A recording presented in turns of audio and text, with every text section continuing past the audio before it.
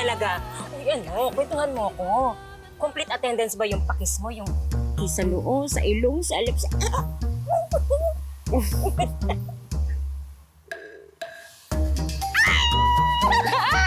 Oh my gosh! Ang ganda talaga ng kaibigan ko. Sa'yo talaga ang boto ko. Uy, yung Lucy-Lucy-ang Lucifer na yan. For sure, bro. Simula nung nag-kiss kayo ni Darius, naramdaman niya na yun. Naramdaman niya yung sparks at saka mapapaisip na yun. Malamang iniisip na niya yung kiss namin. At iniisip na niya kung paano niya ako palayasin ng bahay. Pero hindi pwede, bro. Inaasahan ako ni Mamita ngayon. At hindi ko hayaan na bumalik ang dati. Lalo't nga ngayon na alam kong pinipeke ni Farah yung mga gamot ni Mamita. Ay, oo, bro. Papatayin ni Farah si Mamita pag naiwan siya sa kanya. Kaya nga, kailangan kong gagawin ng lahat eh. Para lang hindi ako makaalis at hindi ako palayasin ni Darius. Kailangan ko magstay hanggat gumaling si Mamita.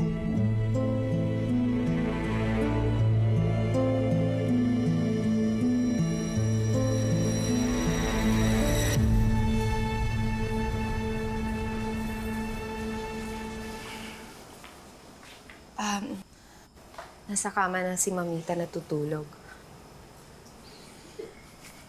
Darius, sandali. Pwede pa tayo mag-usap? I'm sorry pala sa nangyari kanina. Sorry sa lahat ng nasabi ko tungkol kay Lucy. Kasalanan ko, nagkamali ako ng tingin sa mga gamot, pero okay na lahat. Everything is settled and organized. At huwag kang mag-alala, sisiguraduhin ko lahat ng concerns ni Mamita at asikasuhin ko. Huwag mo lang akong paalisin dito. Huminga ka ng malalim. Sige po mo yung mata mo ng 10 seconds at huminga ka ng malalim. Kalmahin mo yung sarili mo. Darius, please, alam ko mahirap to. Konting tiis na lang. Hindi kita iiwan. Gagawin ko lahat. Makakalabas ka lang. Hindi ka mamamatay. It's okay. I forgive you. Talaga? Yes. I'll take it like it's my payback dahil sinigip mo yung buhay ko kanina. Pero Farah, huwag mo nang uulitin to, ha? Naiintindihan ko, Darius. Salamat. Importante to sa akin.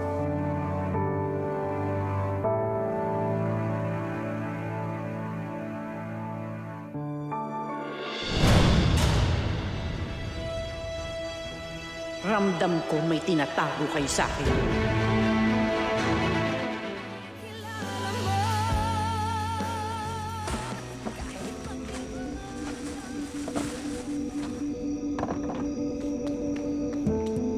Ang tatag mo rin, no?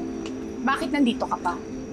Anong ginawa mo sa asawa ko? Bakit hindi ka pa rin niya pinapalayas? Ha? Bakit naman ako paalisin? Wala naman akong ginagawang masama.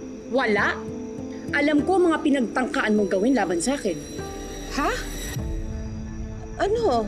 Na sinubukan kitang isumbong kay Darius? Na candy yung pinapainom mong gamot kay Mamita? Hoy, wala akong ginawang masama dun sa amoy lupang yun. Wala ka ebidensya. At wala ka na rin magagawa. Dahil nandito pa rin ako. At hindi ako papayag na saktan mo si Mamita. Siguro hindi ako nag-iingat kaya nakuha mo yung pruweba ko laban sa'yo. Pero this time, sa oras na may matuklasan akong kalokohan, lalo na kay Mamita, ako na mismo tatapos nun. Ang kapal ng mukha mo para pagbantaan ako sa sarili kong teritoryo. Oh! Correction! Teritoryo ko! Yung tinitiran mo, akin yan. Yung pamilyang kiniklaim mo, akin yan. At gagawin ko ang lahat para protektahan mo yun. At yung paniniwala mong sa'yo, akin yan. Kasing peke ng pagpapanggap mo.